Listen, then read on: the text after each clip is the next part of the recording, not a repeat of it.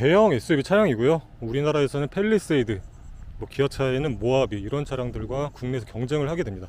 차량 가격이 이 차량은 6천만원대 중반의 가격을 형성하고 있는데 하이컨트리는 6,430만원이거든요.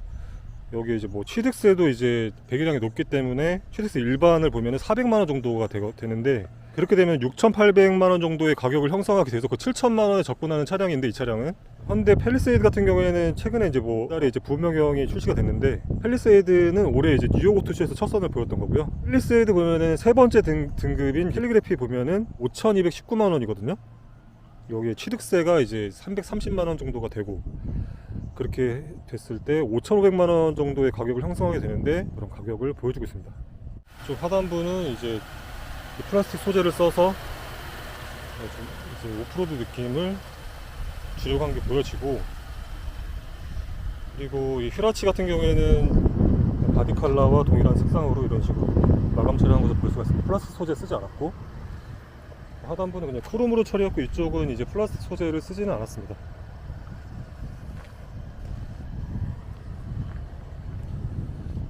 그리고 이쪽 측면에 이 휀더 옆편에 이 가장 높은 트림인 하이컨트리 이렇게 적시가 되어 있는 것을 볼 수가 있습니다.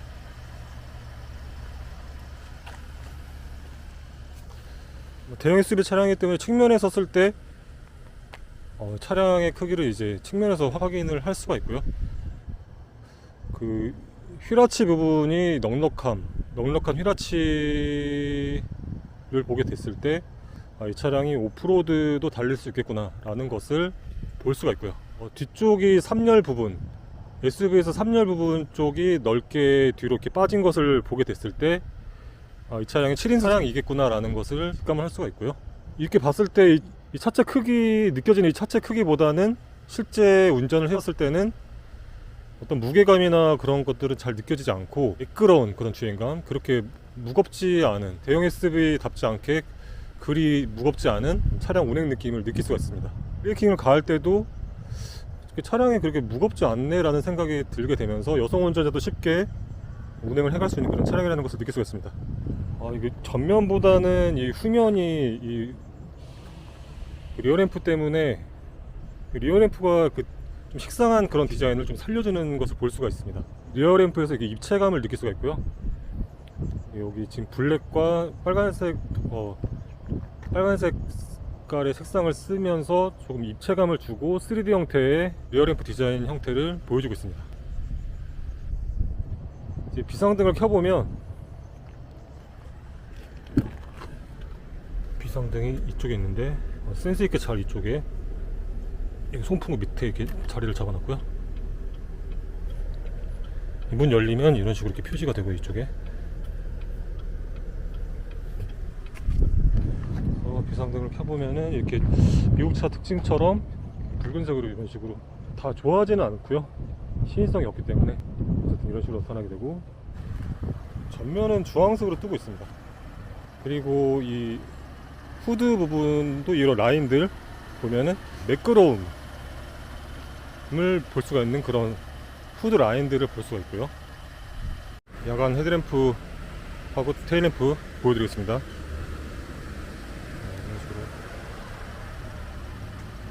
이 헤드램프가 그 볼트 EV 느낌이 많이 드네요.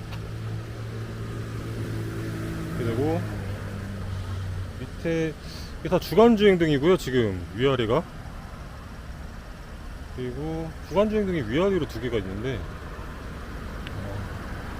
이렇게 박력 있는 느낌을 주는 게 있네요. 이쪽이 지금 헤드램프고요. 이게 이 부분이 헤드램프가 밑에 있는 이런 형태로 되어 있습니다. 투명 테일램프는 이런 식으로, 해당 테일램프가 디자인적인 느낌을 크게 살려주고 있습니다.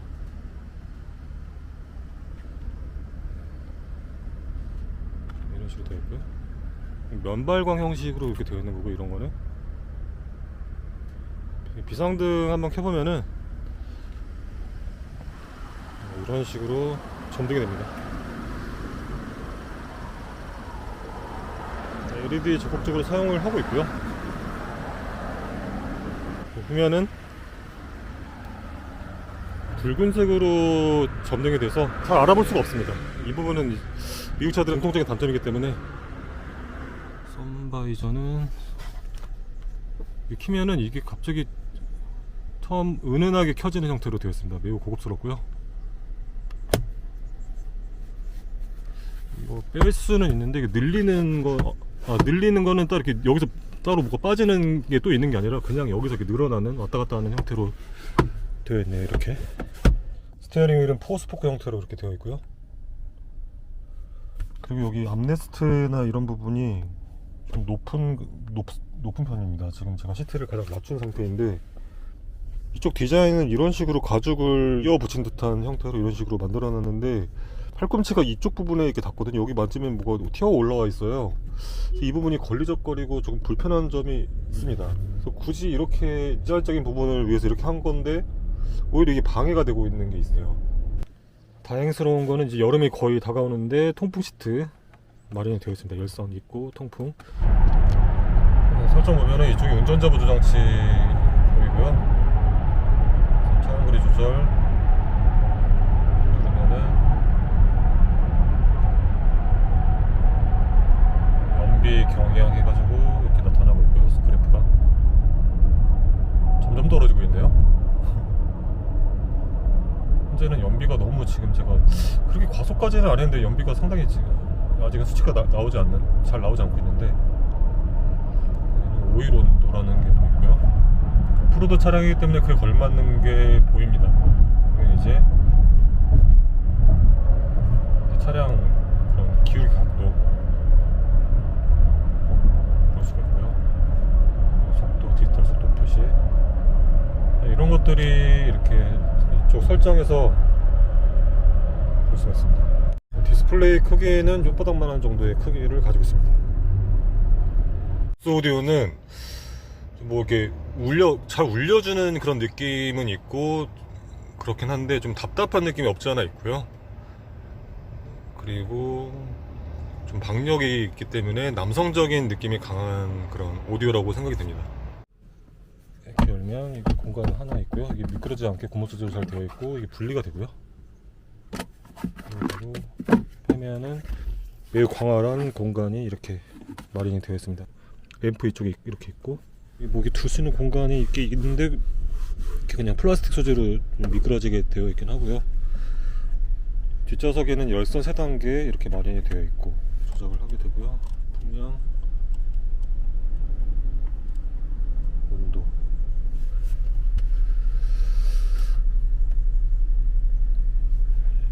지금 여기는 20도로 해두고 풍량으로 했는데 이쪽은 뭐 26도 따로 이렇게 조절을 할 수가 있습니다.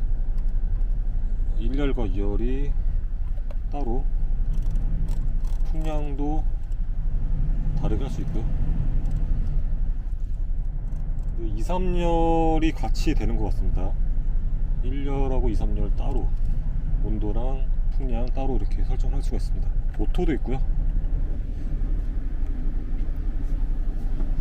2열은 이쪽에서 나오는데 지금 바람이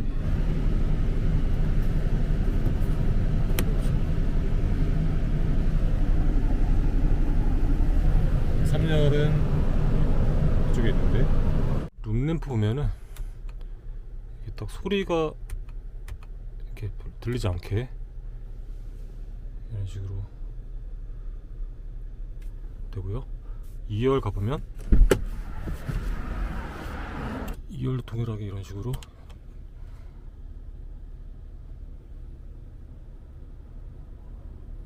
상당히 밝습니다.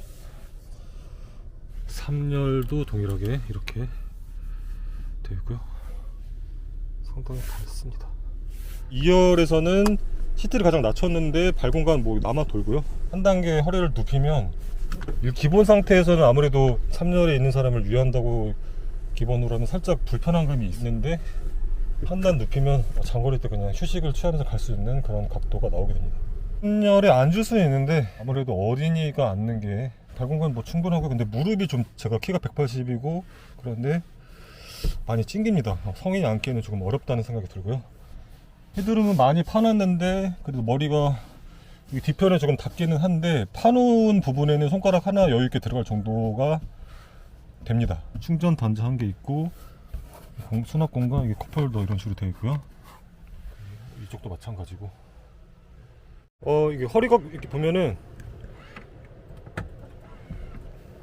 이것도 제일 끝으로 한 거고 이것도 제일 끝으로 한 건데 살짝 누르면 좀 세워지고 또 한번 누르면 이 정도 세워지고 또 한번 누르면 이렇게까지 되고, 근데 이 각도 조절이 이렇게 되고요. 근데 뭐 이렇게 거의 뭐 이런 식으로 근데 앉을 거고, 누워 보면 남아도 돕니다. 머리 하나 더 이상 남을 정도의 공간을 가지고 있어서 차박 그냥 가면 시작을 했는데 확실히 차체 크기가 있기 때문에 핸들링에서 무겁다는 느낌이 바로 들고 있고요. 모합이나 이런 차량보다 제가 알기로는 한 30cm가 전장이 더 길기 때문에 그만큼의 무게감을 느끼게 해주고 있네요. 지금 80 정도의 속도에서도 2000을 넘지 않는 1500 정도의 RPM 수치를 어댑티브 크루즈 컨트롤 실행을 했는데 78에서 RPM 수치 1900 정도를 나타내고 있습니다. 그러다가 현재 76의 속도에서 1400 바로 속도가 조금 높아지니까 바로 단수를 변경하는 것 볼 수가 있었습니다. 효율화를 위한 그런 부분이 확인이 되는 것이고요. 고속에서도 마찬가지고 그 대형차 특유의 대형 SUV 특유의 그 가장 무게감을 가지고 안정적으로 박력 있게 강인한 느낌으로 주행해 나가는 그런 면이 매력적이고요. 그리고 대형 SUV답지 않게 차체가 그렇게 무겁다는 생각이 거의 들지가 않습니다. 차가 갑자기 급정거를 할 때나 이럴 때에도 유연하게 큰 불안감 없이 잘 대응을 해가는 것을 볼 수가 있고요. 저속에서는 이렇게 매끄럽게 굴러가는 그 주행 느낌이 상당히 매력적으로 다가오는 게 있습니다. 가장 큰 지금 이 V6 자유롭게 엔진의 특징은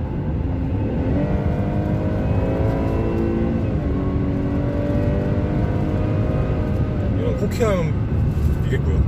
네, 지금 제가 여기 산길 비슷한 곳인데 이륜에서 주행 모드를 사륜 운전 모드 켬 이렇게 계기판이 떴고요. 확실히 지금 4바퀴로 굴러가는 게 몸으로 전해지네요. 확실히 느껴지고요. 그리고 오프로드 모드도 있는데 지금은 안 하고 확실히 느릿느릿해지고요. 그렇게 되면은.